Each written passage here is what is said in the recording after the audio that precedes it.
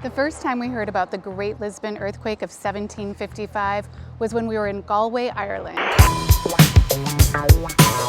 And in 1755, there was an earthquake in Lisbon, Portugal, that created a tsunami that then damaged the wall. In Portugal? One thing we noticed when we were in Ireland was the amount of things that were destroyed because of a guy named Oliver Cromwell.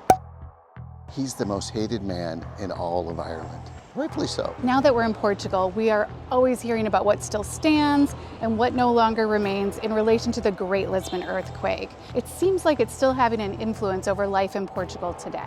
So we're going to spend a couple days in Lisbon to see what it was like before the earthquake, what the earthquake was like, and then how's it doing now?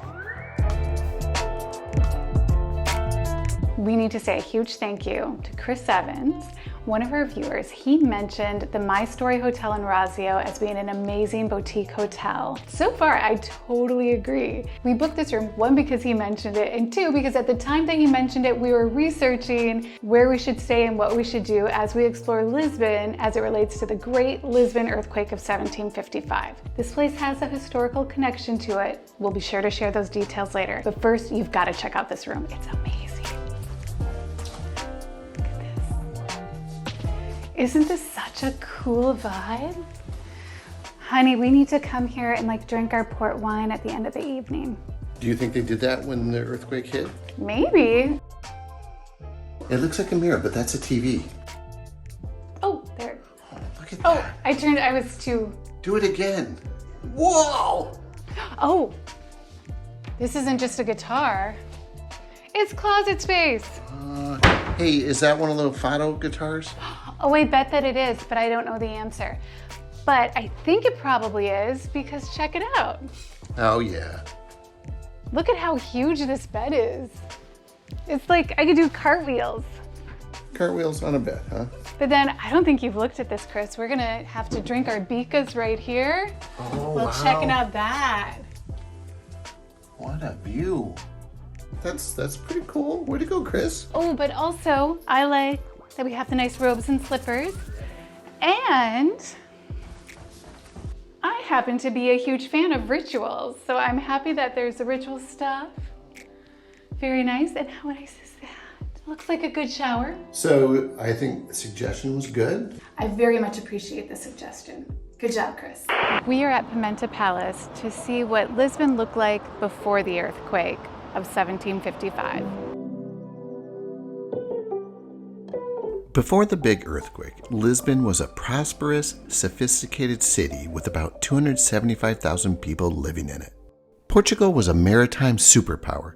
It had colonies in South America, Africa, and Asia. This model shows what the city looked like just before the disaster.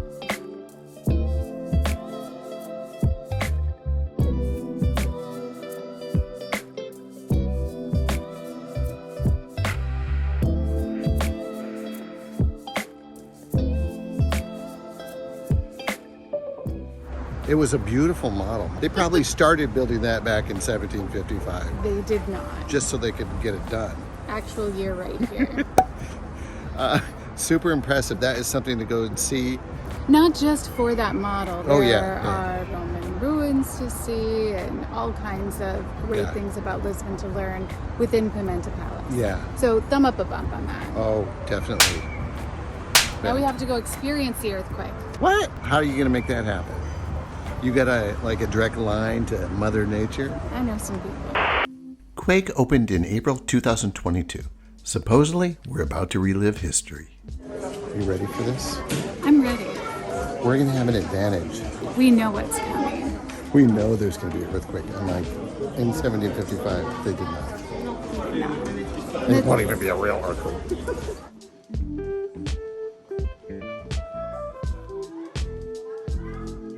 These here are cup phones. They're the way that Quake has to communicate with you. Every time you see one, you should use it. All you have to do is retrieve it from the wall, select the language you want to listen to it, and place it over your ear.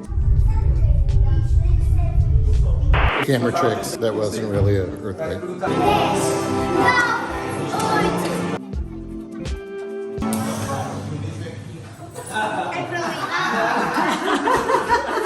That'd be cool. Nina, my lab in Lisbon, Portugal. We've been told to expect the unexpected. We need to prepare for this, and this is supposed to get us prepared. I'm gonna make a tsunami.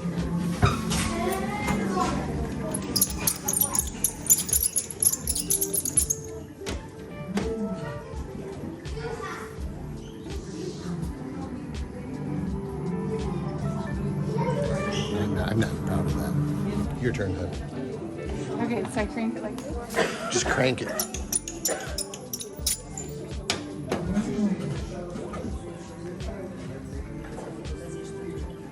Massive destruction, honey. Good job. I think somebody's tsunami was better than the other. Well, I did film it properly, so we know we can see your tsunami. Obrigada, boa viagem. Thank you. Have a safe trip.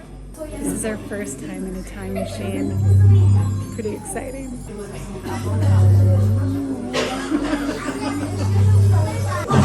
Gate secured. Connections established. Ready for departure.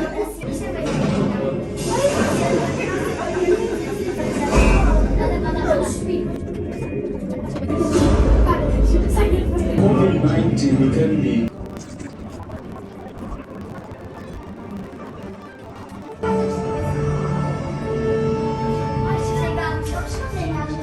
Alright, we're in 1755. You made it. You feel any different? A little.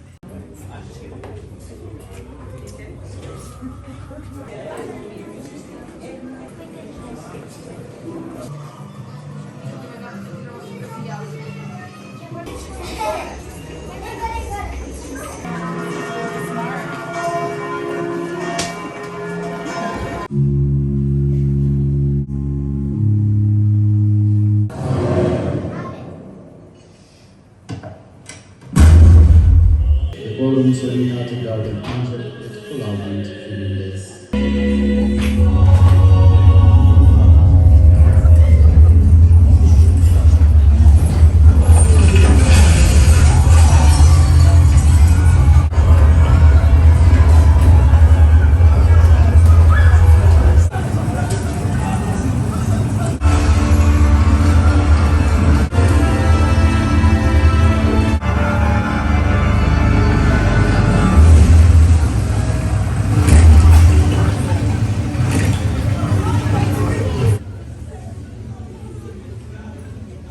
This area was actually set at a higher temperature than other parts of the Quake experience. You can sense the presence of fire.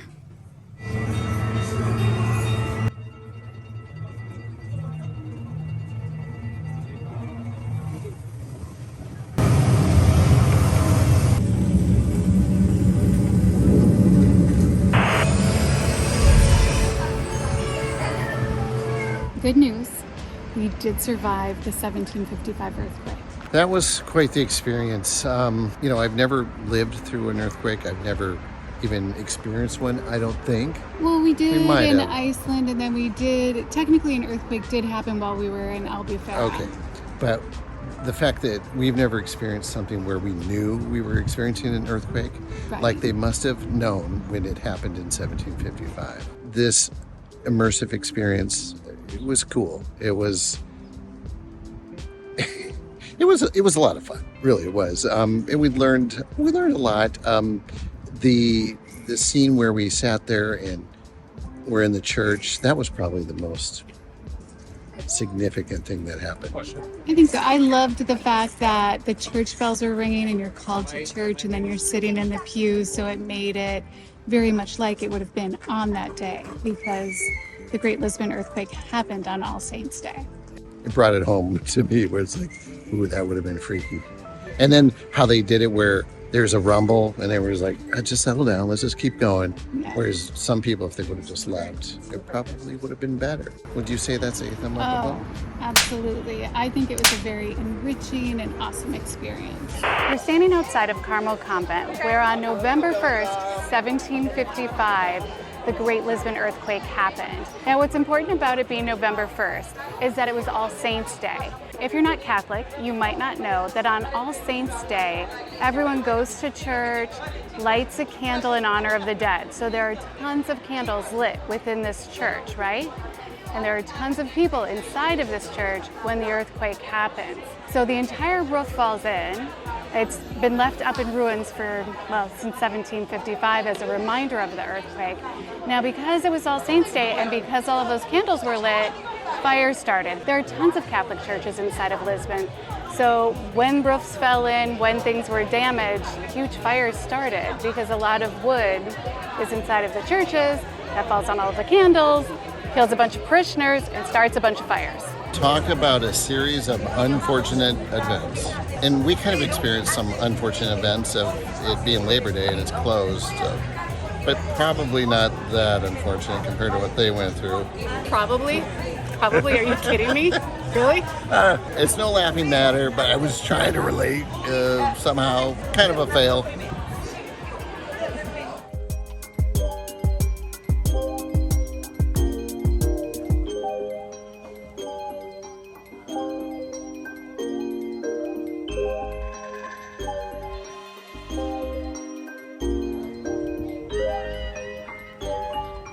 This gentleman over here let me know that, he very kindly let me know, in fact, that this museum is free. You can go in.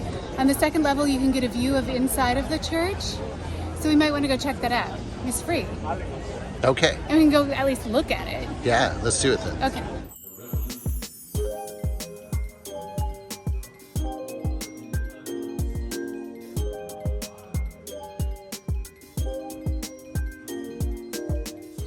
This is definitely a spot to come and at least see the outside of. I mean, just thinking about what happened.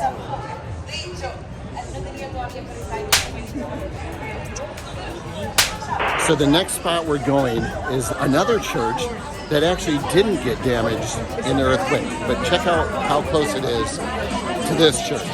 Let's go.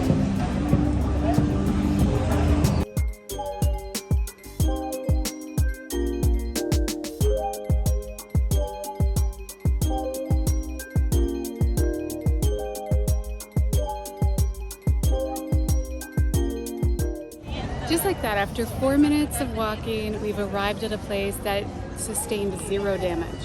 How can that be? So the My Story Hotel that we stayed at has a connection to the earthquake in that it was rebuilt shortly after it using the new seismic technology that was developed after the Great Earthquake. Now it's time for us to see something else that was built after the earthquake.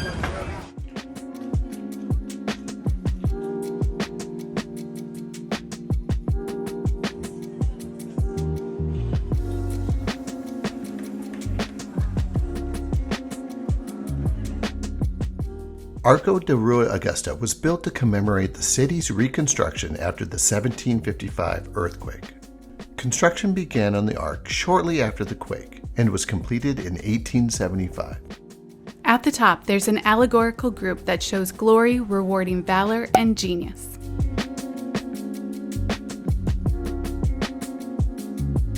It's hard to imagine standing here and looking out that way and seeing a 2-story high wave coming in after you've just suffered through the toughest earthquake probably ever. You're watching everything burn down, everything crumble, and then you turn around, there's a huge wave coming at you. It's not a good day. The sexiest water closet on earth is just over there. Which means Lisbon has fully rebuilt. It's 100% now. That's a good sign of recovery, for sure. It's time to see how Lisbon's doing today from a different view. You can do it, Chris.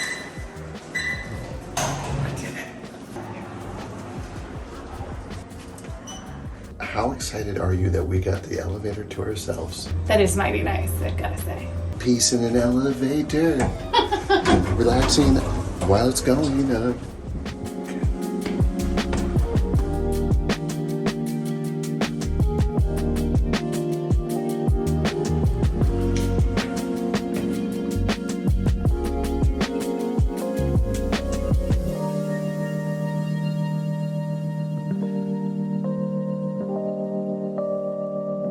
After the earthquake, 85% of this city's structures were burnt, flooded, or collapsed. Lisbon was rebuilt using some of the first seismically protected constructions in the world. Structures like the hotel that we stayed in were tested before they were built. Small wooden models were created. Then they had troops march around the models to simulate an earthquake.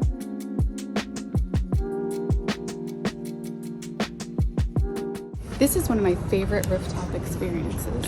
Yeah, it's actually not that busy. There are beautiful views everywhere we look. It's fantastic. I definitely give this a thumb up. Yeah. This is a great inspiration to we're gonna rebuild. It's gonna be awesome. Check it out.